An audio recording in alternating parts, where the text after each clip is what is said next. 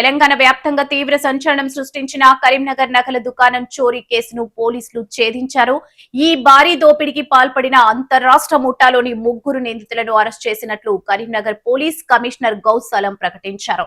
అత్యాధునిక సాంకేతిక పరిజ్ఞానంతో సినిమా ఫక్కీలో జరిగిన ఈ చోరీ వెనుక బీహార్ కు చెందిన సుబోధ్ సింగ్ ముఠా హస్తం ఉన్నట్లు సీసీటీవీ ఫుటేజ్ లో వెల్లడించారు.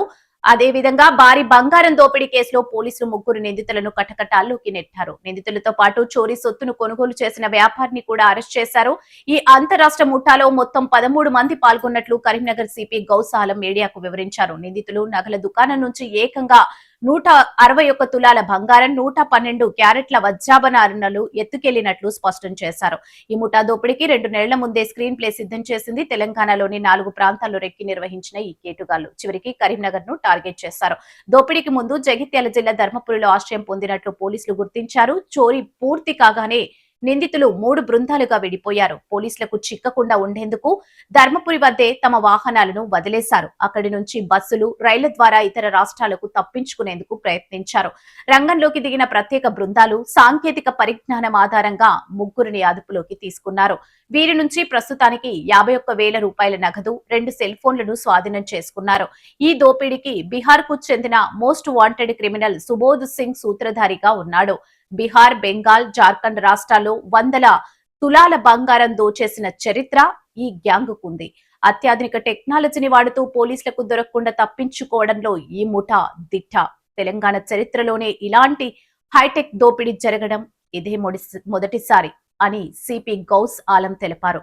ప్రస్తుతం పరారీలో ఉన్న మిగిలిన 10 మంది నిందితుల కోసం ప్రత్యేక పోలీసు బృందాలు గాలిస్తున్నాయి.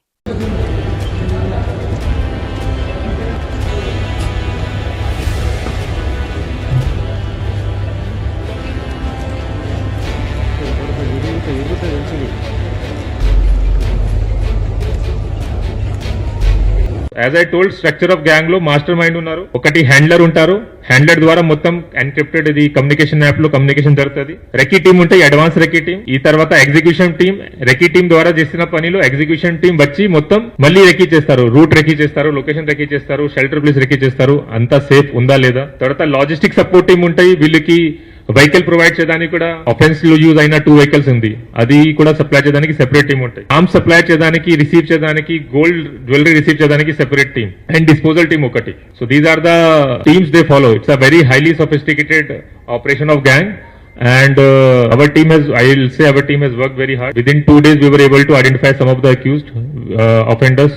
Within 3.5 days or 4 days we were able to identify almost 4 complete identification of 4 accused, one partial identification of 5th accused. ఆ తర్వాత ఇంత కష్టపడి total 3 people we have arrested as of now. చాలా మందికి డౌట్ ఉంటాయి, ఇది ఇట్లా పెద్ద ఆఫెన్స్ జరిగింది, ఎట్లా జరిగింది. What police is doing, of course public safety is one of our major responsibility. తర్వాత prevention of crime is one of the major responsibility. దీనికోసం we do regular checking. అందరికి ఐడియా ఉంటాయి 3rd రోజు ఆఫెన్స్ జరిగింది, కానీ 2nd రోజు night only police నాకాబందీ, mass నాకాబందీ 34 జంక్షన్స్ లో మొత్తం డిస్ట్రిక్ట్ లో మేము చేసాము.